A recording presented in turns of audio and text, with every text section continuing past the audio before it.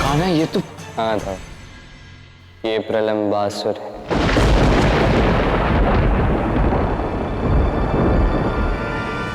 महाराज कंस ने हम सभी पर कृपा की है।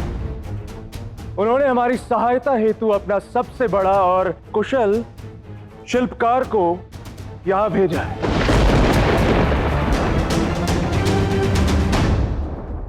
मैं प्रलंब हूं।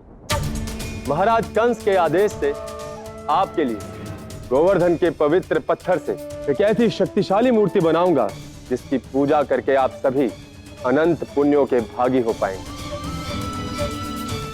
बरसाना में आपका स्वागत है श्रीमान।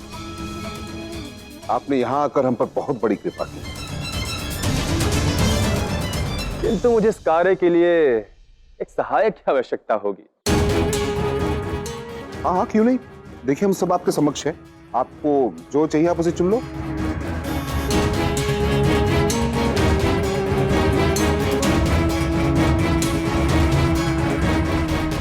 मैंने कृष्ण के विषय में बहुत कुछ सुना है।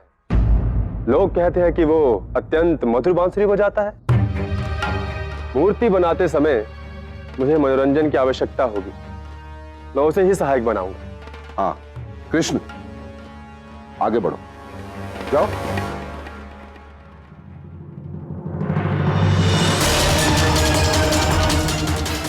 मेरे शिल्पकार बनके बरसाना जाओ। जैसे ही उस कृष्ण को चुनो तो तुरंत लौट आना।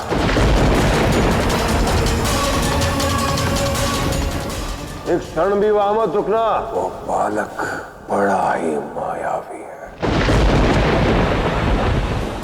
बस एक स्पर्श और तुम्हारा सारा भविष्य जान लूंगा मैं कृष्ण।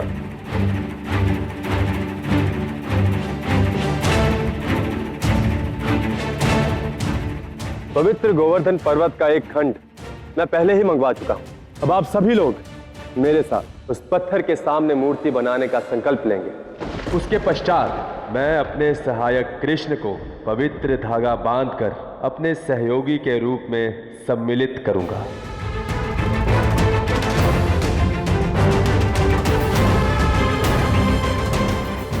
अब आप सब लोग मेरे साथ नेत्र बंद करके संकल्प ग्रहण करेंगे।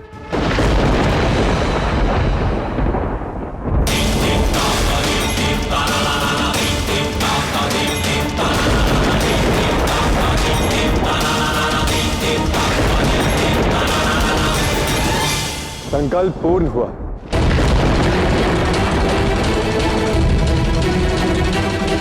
कृष्ण, अब मैं तुम्हारे हाथ में ये पवित्र धागा बांधूंगा। तुम्हें स्पर्श करते ही मुझे तुम्हारा भविष्य ज्ञात हो जाएगा और महाराज कंस का कार्य भी हो जाएगा। कृष्ण,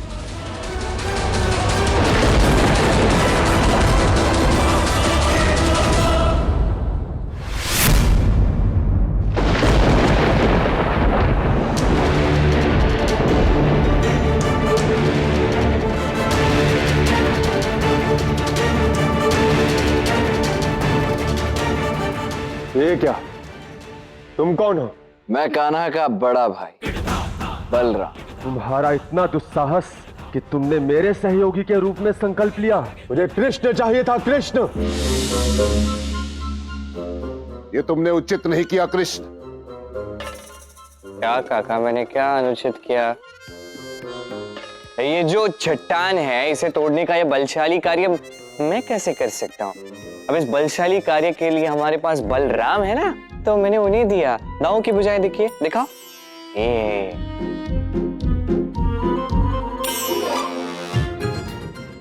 क्षमा करें श्रीमान। देखिए, ये कृष्ण बहुत ही अधिक कोमल है और अभी जब आपने संकल्प ले लिया है तो आप इसे पूर्ण कर दीजिए। वो तो मैं कर ही लूंगा। इस कार्य को पूर्ण करने का मैं संकल्प लेता हूं। इसे पूर्ण किए बिना मैं रुकता नहीं। अरे वाह, आप तो अद्भुत हैं।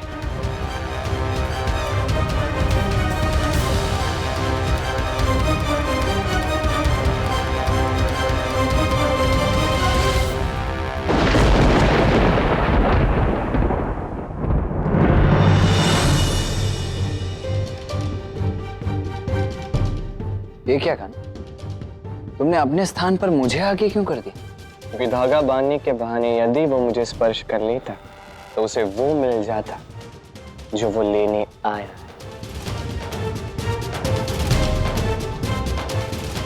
अर्थात अब वो यहाँ फंस चुका है। अब जब तक तुम नहीं चाहोगे वो यहाँ से जा नहीं पाएगा। किंतु कान्हा, मुझे फंसाने की क्या आवश्यकता थी उसके साथ? गांव में इतने अधिक लोग हैं, किसी के साथ भी उसे। क्योंकि उसकी मुक्ति आपके हाथों लिखी।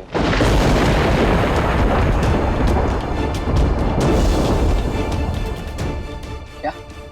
हाँ था, इसलिए आपको उसके साथ रखा है ताकि आप उसकी वास्तविकता देखें, आपके भीतर का क्रोध जागृत हो और उस अनंत क्रोध में आप प्रलंबासुर को मुक्ति दें। और इस प्रलंबासुर के अंत के साथ ही हमारे बरसाना छोड़ने का समय आ जाएगा।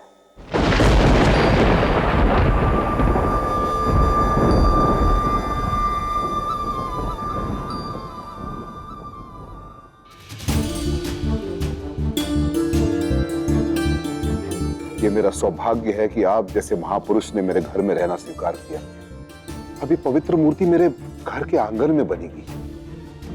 इस महापुण्य के भागीदार हम सब होंगे, इसकी मैंने कभी कल्पना भी नहीं की थी।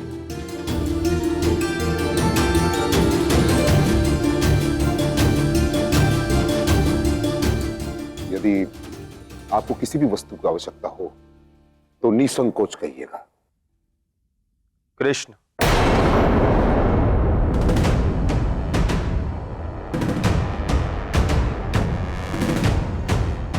सभी गांव वाले यहाँ आए, लेकिन वो कृष्ण, वो अभी तक नहीं आया। वो कभी नहीं आएगा, क्योंकि इस घर में और घर के आसपास आने की अनुमति नहीं है उसे। ये सब क्या हो रहा है? यदि वो कृष्ण इस घर में नहीं आ सकता तो मेरा कार्य कैसे होगा? इस गोपिका को अपने सारे कार्य देकर इतनी रात तक घर के बाहर घूम रही है राधा। आ गई दोनों सखिया, खेल कूद के, नाच गा के। आइए, कब से ढूंढ रहे हम तुम्हें गोपिका। हम अर्थात जीजा जी भी मुझे ढूंढ रहे थे। राधा, एक बात बताओ, जीजा जी के पास कोई काम नहीं है क्या? गोपिका, अपनी मर्यादा में रहो, समझी? मैं क्या करता हूं और क्या नहीं ये मुझे तुम्हें बताने की आवश्यकता नहीं है। चुपचाप अपना काम करो और उतना ही करो। कार्य से स्मरण हुआ, आज के लिए मेरा कार्य क्या है? आज तुम्हें 56 भोग बनाना। घर में अतिथि पधारे हैं ना, इतने महान दिव्य शिल्पकार, तो उनका अतिथि सत्कार उचित प्रकार से करना होगा। तो आज घर में 56 भोग बनेगा, वो भी मोतीचूर के लड्डू के साथ। 56 भोग मोतीचूर के लड्डू? क्यों नहीं बना पाएगी तुम्हारी सखी? तो तुम बना दो। नहीं नहीं, मैंने कब कहा मैं नहीं कर पाऊंगी, अवश्य कर पाऊंगी। अभी मेरा दायित्व है तो इसे निभाना तो होगा ना। मेरा कर्तव्य है, मेरे पास कर्तव्य तो है जीजा जी, मैं करूंगी। राधा, तुम्हें जहां जाना है, जहां घूमना है, जिससे मिलना है, जिससे बात करनी है, जो भी करना है तुम जाके करो। हाँ, मैं सारा काम कर लूंगी, ठीक है? अच्छा तो ठीक है। अब सुनो, ये सारा का सारा कार्य समय पर हो जाने चाहिए। ये इतनी क्रोध में रहते हैं क्या?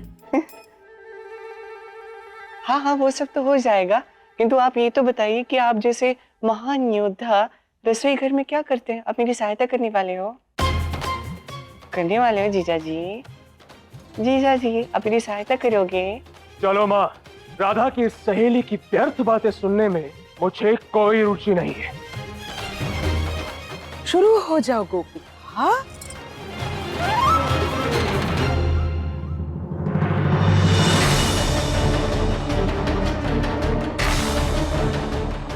कैसे सहायक हो तुम दोनों महाराज कंस के? और तुम मुझे एक ऐसे स्थान पर ले आए हो जहां उस कृष्ण को आने की अनुमति ही नहीं है। मुझे उस कृष्ण को या उसकी किसी प्रिय वस्तु को स्पर्श करना है।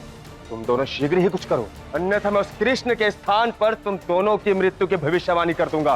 और स्मरण रहे, प्रलंबासुर जिसका काल बनता है उसका काल शेष नहीं रहता। हम कुछ करते हैं ना, आप क्रोधित ना हो। चलो।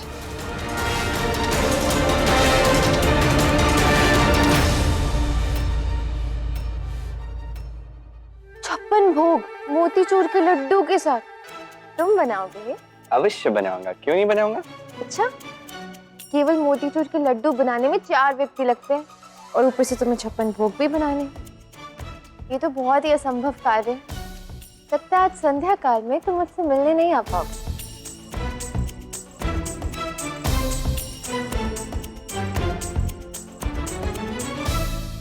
आ जाऊंगा, देखते हैं क्या होता है। वो हो जाएगा। ठीक है, देखते हैं। तुम बनाओ 56 भोग मोतीचूर के लड्डुओं के साथ। स्वाद तो इनका मैं भी चखना चाहूँ। चलो, अब मैं चलती हूँ। कृष्ण का सरल जीवन जियो और तुम जियो राधा का कठिन जीवन।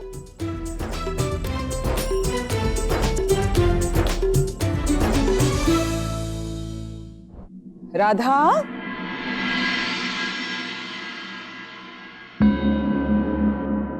अपनी कोई प्रिय वस्तु दे दो मुझे।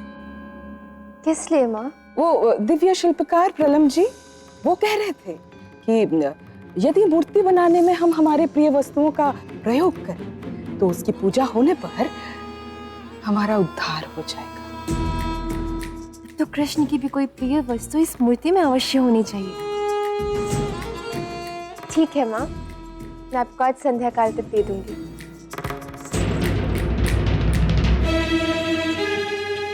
भली भांति जानती हूँ तुम क्या सोच रही थी राधा। तुम स्वयं जाकर कृष्ण की प्रिय वस्तु मेरे हाथ में लाकर सौंपो और यही तो मेरी मंशा है। विश्वास करो, मैंने सत्य कहा था। तुम्हारे इस प्रयास से कृष्ण का उद्धार हो जाएगा। जीवन से मृत्यु को प्राप्त कर लेगा कृष्ण।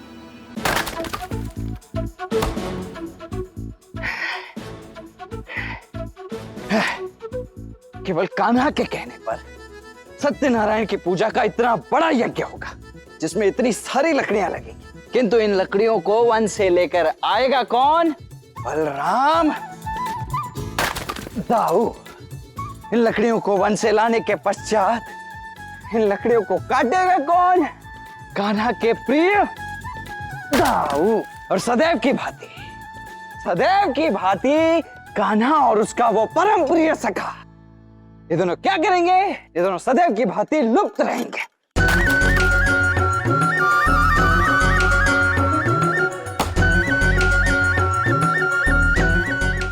दाऊ तो अत्यंत क्रोधित है। मुझे शीघ्र ही कृष्ण की कोई प्रिय वस्तु लेकर जटिला माँ को देनी होगी। कुछ भी करके कृष्ण के कक्ष में तो प्रवेश करना ही होगा।